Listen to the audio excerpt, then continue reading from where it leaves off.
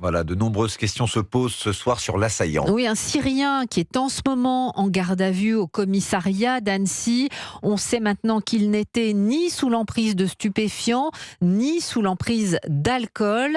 Il avait longuement vécu en Suède, il était arrivé en France l'an dernier. Que sait-on exactement de cet homme, David Montagnier ? Mais vous l'avez indiqué, en effet, c'est un homme de nationalité syrienne. Il est âgé de 31 ans. On en sait un peu plus ce soir sur son parcours. Il s'installe en Suède il y a 10 ans, pays qui lui accorde le statut de réfugié. Là-bas, il rencontre une femme, se marie. Il donne naissance à une petite fille, aujourd'hui âgée de 3 ans.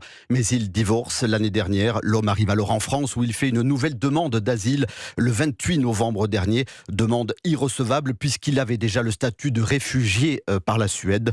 Il se présente devant les services français comme un chrétien de Syrie. Il porte d'ailleurs une croix chrétienne. Arrivé à Annecy il y a 8 mois, il est sans domicile fixe. D'après les informations d'Europe 1, le profil de l'individu avait été criblé par la DGSI en novembre dernier. Elle n'avait relevé aucune dangerosité particulière. Selon Elisabeth Borne, qui s'est exprimée en début d'après-midi, l'homme n'avait pas d'antécédents judiciaires ou psychiatriques connus en Suède.